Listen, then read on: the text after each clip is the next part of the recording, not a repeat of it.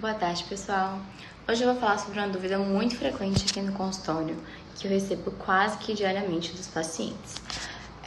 Doutora Rafa, vai fazer diferença se eu usar o genérico ou o original desse medicamento? Bom, vamos tentar esclarecer isso de uma vez por todas, certo? Existem 3 tipos de classificações das medicações. Ele pode ser uma medicação referência, ele pode ser a medicação similar ou ele pode ser a medicação genérica, tá? A medicação referência é aquela medicação que foi criada pelo laboratório, foi o que primeiro inventou essa molécula, né? Ela tem a patente durante 20 anos desse medicamento e nenhum outro laboratório pode fazer. Ele precisa de estudos comprovados cientificamente, muitos estudos extensos que comprovam a eficácia e a segurança daquela medicação. E elas têm que ser liberadas por órgãos oficiais, como a FDA ou a Anvisa. O medicamento similar, ele é apenas quando outros laboratórios, né, não aquele que criou a medicação, eles podem começar a produzir aquela medicação porque a patente de 20 anos caiu. Eles não podem usar o mesmo nome, eles têm outro nome fantasia e também é necessário estar registrado na Anvisa, certo? Ele não precisa desses estudos clínicos extensivos para comprovar sua eficácia, mas ele precisa ter pelo menos 80% de bioequivalência da medicação referência, tá? O similar, ele tem a mesma concentração, a mesma forma de administração, a mesma indicação, a mesma forma farmacêutica do que a medicação referência. Mas ela não é tão cara, porque não foi ele que criou e não ele que tem a patente daquela medicação, certo? E lembrando que ele depende e pode ser criado por vários laboratórios, não um só, podem ter vários similares.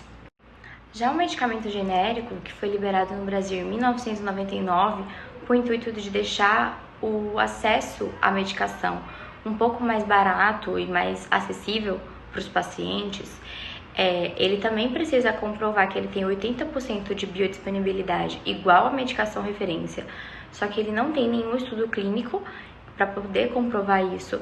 Ele não precisa ser registrado via Anvisa, ele não tem nome, fantasia, nem registro, ele tem apenas o nome da substância e ele não necessariamente tem o mesmo princípio ativo, nem a mesma concentração, mas comprovadamente ele tem a mesma bioequivalência. Porém, nós não sabemos exatamente o fornecedor, nem alguns detalhes que podem fazer muita diferença no tratamento. Bom, Rafa, se todos comprovam que são 80% bioequivalentes do que a referência, por que eu não posso usar o genérico? Não é que você não possa usar, acontece que cada um tem sua indicação. O genérico nós não sabemos exatamente a procedência. E acontece que com 80% de bioequivalência, a gente tem aí 20% de diferença de uma medicação para outra. E para um paciente em tratamento, que seja um tratamento recorrente, complicado, que não responda às primeiras medicações, esses 20% fazem muita diferença, tanto na pureza da medicação, no uso de corantes, acrescentando outras moléculas para deixar ele mais barato. Tudo isso vai fazer muita diferença no prognóstico, no curso da doença e nos efeitos colaterais que o paciente pode sentir, tanto a curto prazo quanto a longo prazo. Então é muito importante você discutir com o seu psiquiatra qual que é a indicação para você usar. Se seria a referência, se seria um similar, se seria o genérico. Se não for, por que não pode ser? Por que ele indica isso? Questione a ele qual a utilidade. E agora eu acho que fica um pouco mais claro pra gente. E se não ficou tão claro, pergunte ao seu psiquiatra por que ele deu preferência a tal medicação e não a outra e tire todas as suas dúvidas antes de sair da consulta.